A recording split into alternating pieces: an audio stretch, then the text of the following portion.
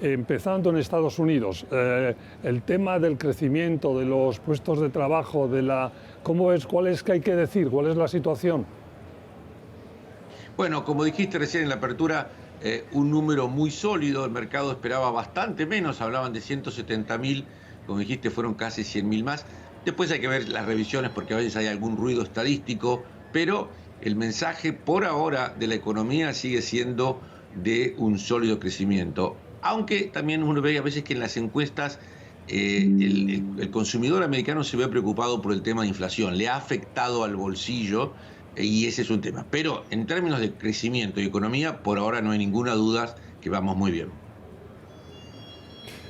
El camino que va tomando la inflación, ¿qué sensación tenéis vosotros? Porque con subidas, bajadas, arriba y abajo, pero lo cierto es que como tendencia estamos muy alejados de donde estábamos hace un año. Quiero decirte que el camino de la inflación, la tendencia, el path ha sido muy satisfactorio. Lo que pasa es que la FED está en esa exigencia, por decirlo así, de que hasta que no vea el 2% o algo muy próximo, no quiere en principio mover ficha. Bueno, como tú lo dijiste, muchos economistas hablaron que bajar del 9.1, que fue el pico, al 4, al 3, es la parte fácil, y esa última milla del 3 o 4 al 2 es la más difícil. El récord de los mercados en Wall Street, con esos 40.000 puntos ya en el Dow Jones alcanzados y con récord semana sí, semana no en el S&P 500 o en el Nasdaq. ¿Qué dices de eso? ¿Hay todavía recorrido para adelante o habrá que hacer alguna pequeña corrección? ¿Cómo lo veis?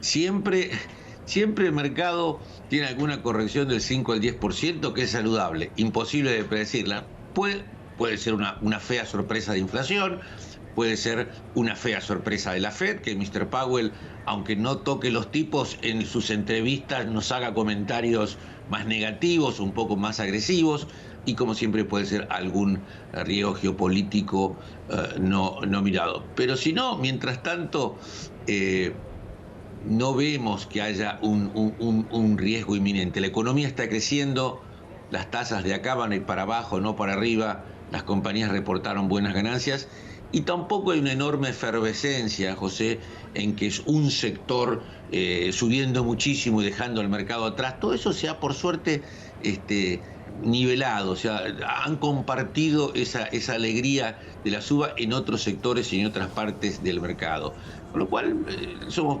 relativamente constructivos. En Europa, con un crecimiento mucho más preocupante y más lento que el de aquí, desde luego, estas últimas semanas hemos tenido el primer movimiento con los tipos de interés, ¿no? El primer corte de 0,25 puntos del Banco Central Europeo, ya lo ha habido también de la misma intensidad en Canadá, que es una economía que está un poco pues, en las circunstancias también de un crecimiento muy bajo, nada que ver con lo de Estados Unidos. ¿Qué sensación tenéis de la economía europea, Fabián? ¿Cómo están las cosas allá? Bueno, como bien dijiste, arrancamos el año con una visión más negativa. De hecho, ellos tuvieron 2 trimestres, la zona euro tuvieron 2 trimestres de crecimiento negativo, aunque casi imperceptible, fue negativo.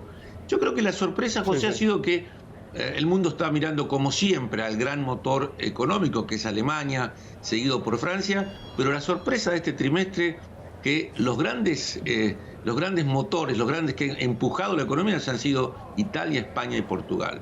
¿Okay? Con crecimientos muy robustos y muy sólidos y muy buena salud, y ellos fueron los que empezaron a generar mejores números para el resto de Europa.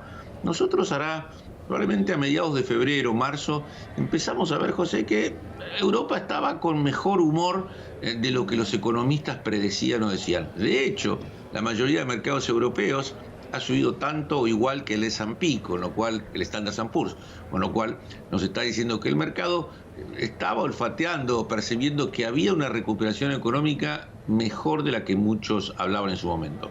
Y parece que sigue, digamos, ¿no?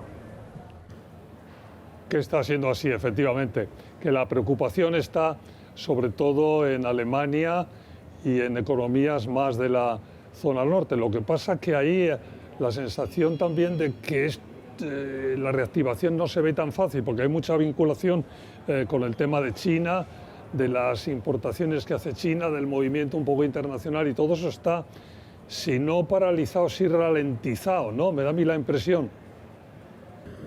Exactamente, como bien dijiste, gran parte del negocio de las economías del norte, Suecia, Noruega, principalmente Alemania, obviamente Holanda, tienen un gran negocio de exportación, sobre todo de maquinarias de alto valor agregado, autos, sí. Mercedes-Benz, BMW, Audi, con China, y eso, como bien dijiste, se ha visto un poco más retrasado y demás. Déjame que vayamos a China, que empezábamos ya a hablar. ¿Qué pasa? ¿Mejora, no mejora la situación? ¿Cumplen su target de crecimiento de este año? ¿Por dónde? No sé, ahí hemos pasado de tener el foco continuamente y todo muy observado y muy a estar un poco, no sé, con pocas pistas o no suficientes.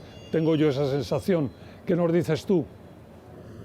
Sí, bueno, China ha sido la gran desilusión del 2023, ¿ok? Porque, acordémonos, ellos tuvieron un golpe tardío de COVID, con lo cual, si bien el COVID empezó ahí, ellos tuvieron como una hora tercera o cuarta, como quieras llamar, tardío, y se hablaba que el año pasado, a principio, el 2023, iba a ser el gran año de la reactivación china. Y en general no se dio.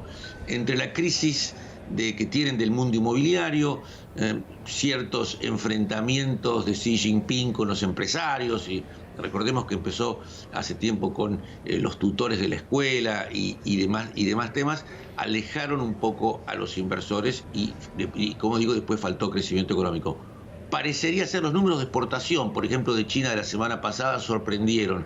El precio del cobre es un gran barómetro del nivel de actividad económica y donde China es el principal consumidor marginal hoy, ha estado muy construido, el precio ha subido, ha estado muy bien, muy firme. Con lo cual parecería ser que después de casi un año y medio de estar relegado, el mercado chino empieza a tener algún momento. Se ven las acciones de Hong Kong, se ven las acciones de Shanghai, que parecería ser que estamos, como digo, detrás de Europa ya un poquito mejor, bastante mejor probablemente, detrás de Europa, pero empieza a haber algún movimiento y los inversores están empezando a prestar atención de qué es lo que está pasando en esa parte del mundo, José. ¿Qué hay que decir de las principales economías también de América Latina? Puntos por ahí para hablar de Latinoamérica. Uno, la importantísima elección que hizo Claudia Sheinbaum en México, sobre todo desde el punto de vista legislativo, que tiene a los inversores un poco en vilo para ver cuál va a ser su proyecto político-económico. Después de haber salido de AMLO, que a pesar de su retórica populista, México anduvo muy, muy bien, por un lado. Segundo, rápido, Brasil, la otra gran economía de Latinoamérica, donde el mercado se ha ido desilusionando de a poco con un presidente Lula en su segunda vuelta a la presidencia, donde ha habido pocas medidas o pocas aprobaciones del Congreso que le hayan interesado al inversor. Y en las últimas semanas o meses, de a poco, el mercado brasilero y el real brasilero han ido bajando, y como dicen en Wall Street, falta un catalizador, falta que me muestres algo que me vuelva a entusiasmar.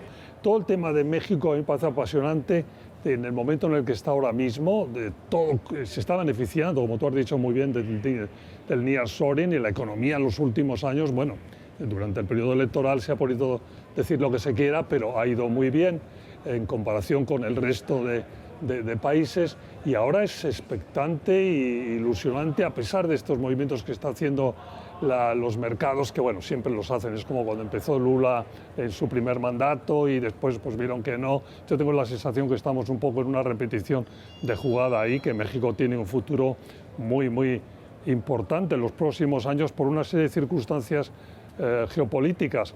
Pero no sé si estás de acuerdo en eso hacia adelante, en que estas turbulencias, por decirlo así, del peso, de los mercados, es muy probable que tengo yo la sensación, que estén resueltas antes de lo que creemos, ¿no? ¿Tienes esa sensación o estoy haciendo yo demasiado una visión poliana de la situación? tu punto es un buen punto, José. Muchas veces el mercado sobreestima las preocupaciones y al final no pasa gran cosa. Yo creo que vos dijiste algo muy interesante. El primer gobierno de Lula y el gobierno de AMLO fueron un gran ejemplo. Dos candidatos claramente de la izquierda, históricos de la izquierda, ambos décadas peleando por la presidencia, varias elecciones que han perdido y demás. Y cuando finalmente ganaron, no pasó nada del otro mundo. De hecho, México ha sido los mejores mercados en términos de performance. Mejoró, bajo la presidencia del presidente AMLO, independencia del Banco Central, excelente control de la inflación. Y la economía creció espectacularmente bien. Lula, en el periodo al principio de este siglo, 2003, no me acuerdo exactamente las fechas ahora, lo mismo, gran temor de los inversores en el comienzo y después una de las mejores décadas de crecimiento de Brasil.